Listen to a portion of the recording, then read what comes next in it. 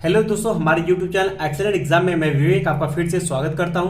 दोस्तों आज हम लेकर आ चुके हैं कक्षा 12 भौतिक विज्ञान में अध्याय फर्स्ट है वैद्युत आवेश तथा क्षेत्र, इलेक्ट्रिक चार्ज एंड फील्ड। और दोस्तों ये आपका लेक्चर सेकेंड है। इसके पहले दोस्तों लेक्चर फर्स्ट में वैद्युत आवेश क्या होते हैं और इस पर आधारित आंकिक प्रश्न जो कि यूपी बोर्ड में पूछे जा सकते थे वो सब हमने पिछले क्लास में डिस्कस कर दिए। अगर दोस्तों उन क्लास को देखना है तो आपको डिस्क्रिप्शन बॉक्स में कक्षा 12 भौतिक विज्ञान बैच 2023 वाला जो प्लेलिस्ट है उसमें उस क्लास को मिल जाएगा, या फिर दोस्तों इस क्लास के लास्ट में इन स्क्रीन पर अभी आपको वो वीडियो दिख जाएगा तो वहां से आप देख सकते हैं। ठीक है, तो दोस्तों अब तक जितने स्टूडेंट क्लास से जुड़ चुके हैं तो क्लास को एक बार आप लोग लाइक कर दीजिएगा, अपने दोस्तों में शेयर कर दीजिए, और जो मेरे प्यारे नए स्टूडेंट चैनल पहली बार चैनल को सब्सक्राइब करके आप लोग घंटी को दबा दीजिएगा। दोस्तों बात करते हैं टाइम की, तो दोस्तों आपका जो फिजिक्स के क्लास का जो टाइम है वो रात को 8 बजे रोजाना क्लास चलता है, तो ये आप टाइम नोट कर लीजिएगा।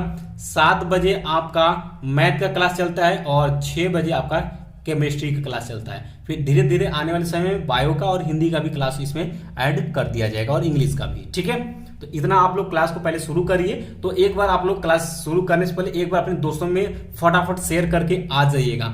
और दोस्तों 2023 वाले बैच से आप लोग नहीं जुड़े, इस व्हाट्सएप ग्रुप और टेलीग्राम का ग्रुप का लिंक आपको डिस्क्रिप्शन बॉक्स में मिल जाएगा, जुड़ जाइएगा, क्योंकि पढ़ाने के बाद सभी का पीडीएफ जो है फ्री में वहां पर आपको हम दे देते हैं, तो आप ले लेंगे तो वहां से आप नोट्स बना सकते हैं, पढ़ सकते हैं। ठीक है, और उस ग्रुप को भी आप शेयर करके आप सारे स्टूडेंट को उसमें आप ऐड कर सकते हैं।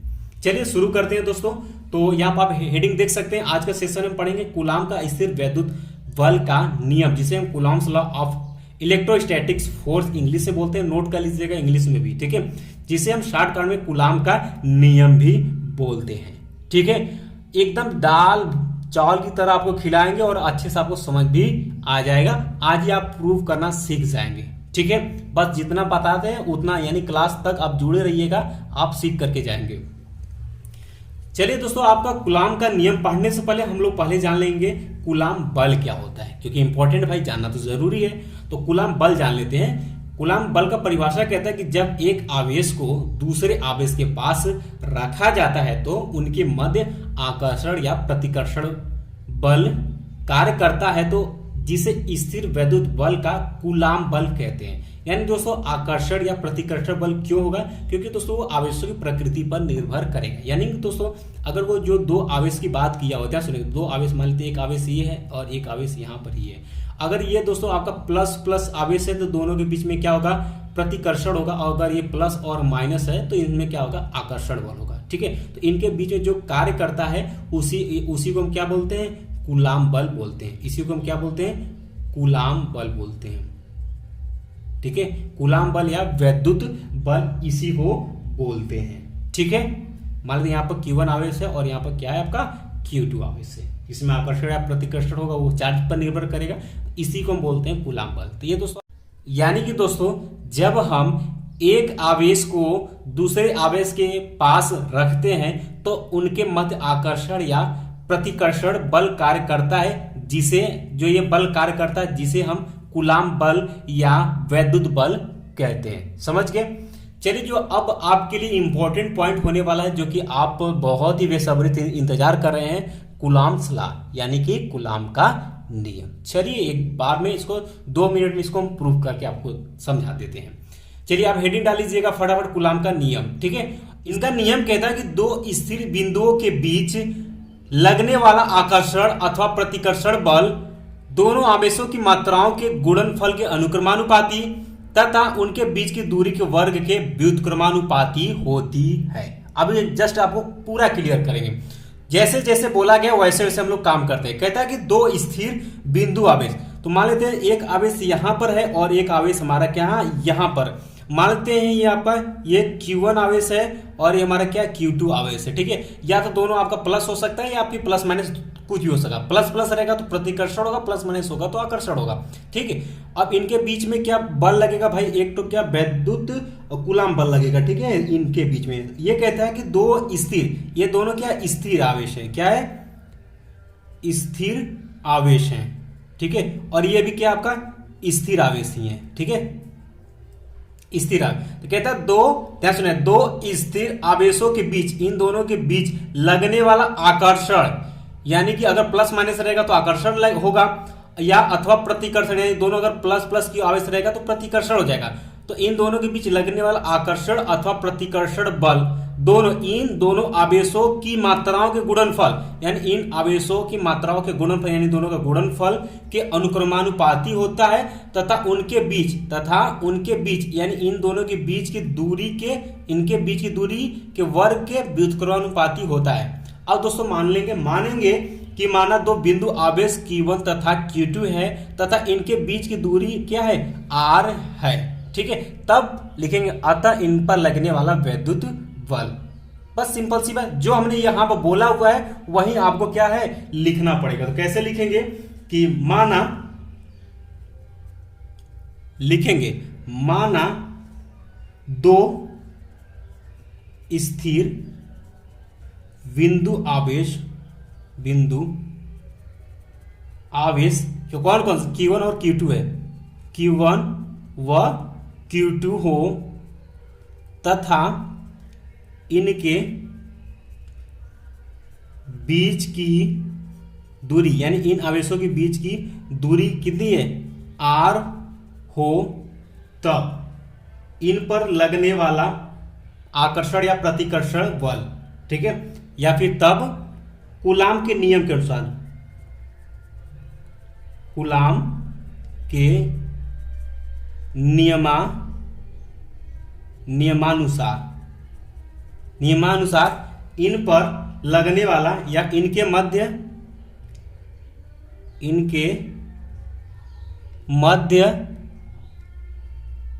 लगने वाला आकर्षण या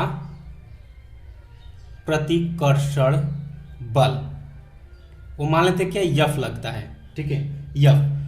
तो अब क्या यफ कहता है, यफ जो लग रहा है वह क्या है, दोनों आवेशों के, ध्यान सुनिए, दोनों आवेशों की मात्राओं के गुणनफल के अनुक्रमानुपाती। तो देखिए यफ अनुक्रमानुपाती दोनों आवेशों के गुणनफल, यानी कि Q1 इंटू Q2 के अनुक्रमानुपाती। फिर कहता है इनके बीच की दूरी, यानी जो यफ है इनके बीच, यानी इन दोनों आवेशों के बीच की दूरी क्या है, R है, R के वर्ग के व्युत्क्रमानुपाती। अब क्या बोला भाई, व्युत्क्रमानुपाती बोला हुआ है, तो क्या इसको लिखेंगे 1/, यानी कि यफ व्युत्क्रमानुपाती क्या हो जाएगा, R स्क्वायर, या यफ अनुक्रमानुपाती 1/R² हो जाएगा। बस और कुछ नहीं करना है। अब क्या करेंगे, दोनों को मिलाने पर लिखेंगे, दोनों को मिलाने पर, मिला देते हैं भाई, यहीं पर लिख देते हैं। दोनों को जब दोस्तों मिलाएंगे तो यफ तो सेम रहेगा, अनुक्रमानुपातिक चिन्ह है, ये हो जाएगा। अब दोनों को मिला देंगे, देखिएगा क्या हो जाएगा, Q1 इंटू Q2 अपान, देख सकते हो 1/R², तो ये हो जाएगा 1/R²। क्या कहते हो, इतनी बातें अगर आपको समझ में आ गई है तो बहुत अच्छी बात है। अब तो ये अनुक्रमानुपाती के जब चिन्ह हम हटाएंगे और बराबर करेंगे तो एक का कांस्टेंट जुड़ जाता है, कौन सा, K जुड़ जाएगा। तो यहाँ हम लिखेंगे यफ बराबर अनुक्रमानुपाती का जब चिन्ह हटेगा तो एक K जुड़ जाएगा, K इंटू Q1 Q2 अपान के R², ठीक है। जहां पर आपको दिखाते हैं, पेज थोड़ा बदल लें दोस्तों, जहां पर जो K है वह स्थिर वैद्युत नियतांक है। K क्या है आपका, स्थिर वैद्युत नियतांक है, ठीक है। जो K है आपका स्थिर वैद्युत नियतांक है। दोस्तों प्रयोगों द्वारा K का मान भी पाया गया, ध्यान सुनिएगा, प्रयोगों द्वारा K का मान पाया गया, क्या, वह K बराबर 1/4 पाई एप्सिलॉन नॉट पाया गया। इसका जब प्रयोगों द्वारा इसको खोजा गया कि इसका मान क्या होगा, तो इसका मान पाया गया क्या, 1/4 पाई एप्सिलॉन नॉट। तो इस फार्मूले में हम आप रख देते हैं, तो जब रखेंगे तो क्या हो जाएगा, यहाँ से यफ बराबर के K की जगह रखेंगे तो 1/4 pi epsilon not into Q1 Q2 अपान के R²। और ये है दोस्तों आपका फार्मूला बन करके तैयार हो गया। अब ये जो आएगा ये किस में आएगा, न्यूटन में आएगा। ये फार्मूला किस में आएगा, न्यूटन में आएगा। यही आपका सिद्ध हो गया। अब लिखेंगे दोस्तों, ध्यान सुनेगा, अब ध्यान सुनेगा, इतना हो गया। अब फिर दोस्तों प्रयोगों द्वारा इसको सिद्ध किया गया है, किसको, 1/4 पाई एप्सिलॉन नॉट को निकाला गया। तो इसका जो मान आया भाई वो याद रखिएगा 9 × 10⁹ न्यूटन मीटर स्क्वायर पर कूलाम स्क्वायर। इसको हम ठीक है फिर से लिख देते हैं, या इसका प्रयोगों द्वारा इसका पाया गया, प्रयोगों द्वारा 1/4 पाई एप्सिलॉन नॉट का जो वैल्यू पाया गया वो कितना पाया गया, 9 × 10⁹। और इसका आप क्या याद रखेंगे, मात्रक याद रखिएगा, पूछा जाता है क्या, न्यूटन, ठीक है, मीटर स्क्वायर पर कूलाम स्क्वायर। अभी हम आपको दिखा देते हैं कैसे हमने इसका मात्रक लिखा है, याद रखिएगा। कोई पूछेगा 1/4 पाई एप्सिलॉन नॉट का वैल्यू बताइए, तो आप क्या बताएंगे, 9 × 10⁹ न्यूटन मीटर स्क्वायर पर कूलाम स्क्वायर होता है। ध्यान सुनेगा, आपसे यही पूछा हुआ है, इसी का वैल्यू पूछा हुआ है ना। तो अब ध्यान सुनिए, यहाँ पर यह फैया है, ये इसके साथ चला जाएगा।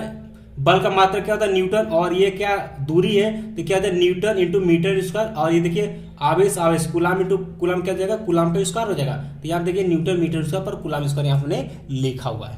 बात क्लियर है।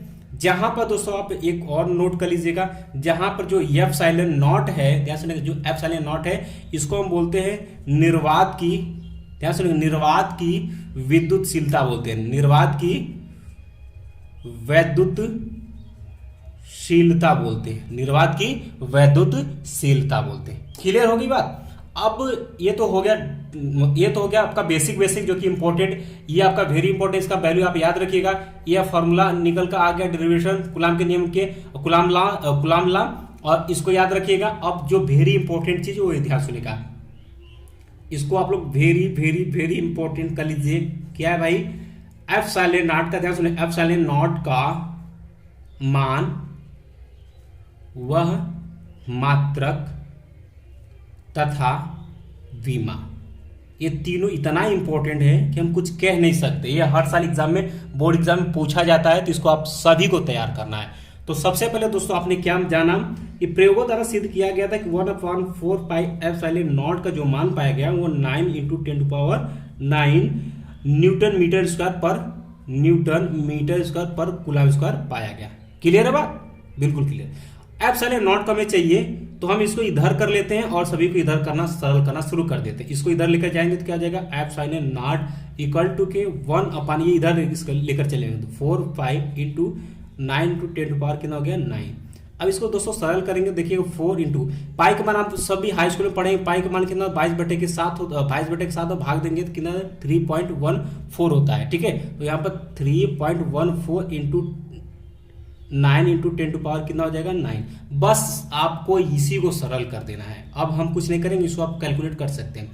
तो कैलकुलेट करने के बाद जो इसका मान आया हम डायरेक्ट लिख देते हैं। इसका मान आया 8.85 ×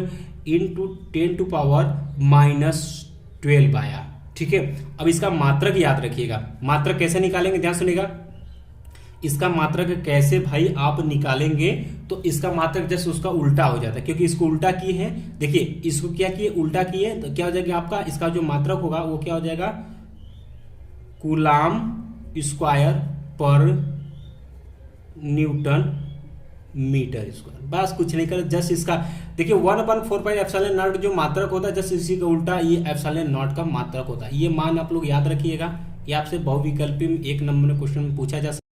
अब दोस्तों एग्जाम में आपसे क्वेश्चन कैसे पूछता है, बोलता है कि निम्नलिखित में से एप्सिलॉन नॉट का मात्रक कौन सा है। 4 ऑप्शन दिया रहेगा, इसमें एक ये भी दिया रहेगा, और ये आपका वेरी इंपॉर्टेंट है। तो एप्सिलॉन नॉट का मात्रक आप सभी को जुबान पर याद होना चाहिए। चलिए अब इसकी बीमा की बात कर लेते हैं, इसकी बीमा के लिए बात कर लेते हैं। तो एप्सिलॉन नॉट को हम कैसे सरल करेंगे, एप्सिलॉन नॉट को अगर निकालेंगे तो 1/4 पाई × Q1 Q2 अपान की क्या हो जाएगा, F × I², यही आता है।